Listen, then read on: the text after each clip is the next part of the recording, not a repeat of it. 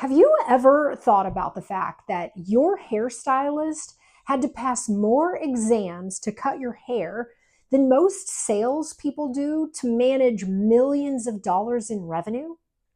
It's kind of shocking, isn't it? Look, let me start with a pattern that we see in almost every professional role and really is a standard in any time we learn something new. So we start with assessment, right? Establishing that benchmark.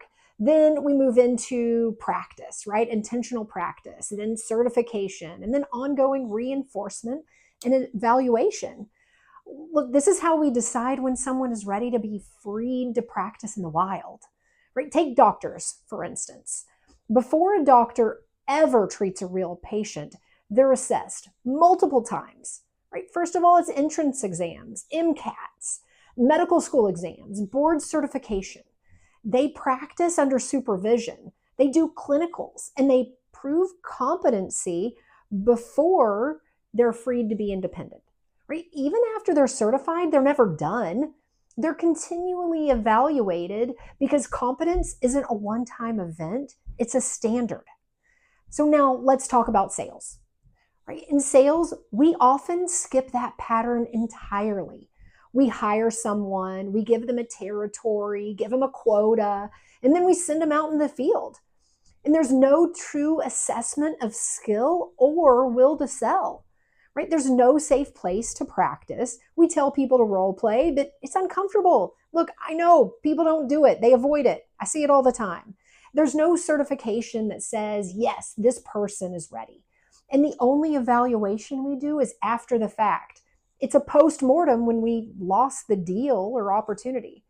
Look, I'm a big believer in learning by doing, but only in a controlled environment. Look, our salespeople, they hold the key to our paycheck and the livelihood of the organization. Yet we allow them to practice on our clients and prospects. And this is a recipe for disaster. So let me go back to my earlier example. When was the last time you got a haircut? Right? The stylist was licensed. They passed exams. They practiced before they were allowed to touch real customers. And that's something that actually grows back, right? So here's the question that every sales leader should be asking. Why would we allow sales reps to step into conversations that impact millions of dollars, customer trust, company growth, and people's livelihoods without properly assessing, practicing, certifying, and developing them into sales professionals? Look, every serious profession measures readiness before they're released into the field. Sales should be no different. And research from the Association of Talent Development shows that companies with continuous structured training generate more than double the income per employee compared to those without it. Yet sales is still the only profession where we skip assessment, certification, and reinforcement.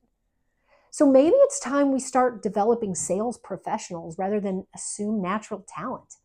Look, would you rely on natural talent from a doctor or from your hairdresser? Look, I know it sounds simple, but it is not easy. But remember, growth only happens on the other side of our comfort zone.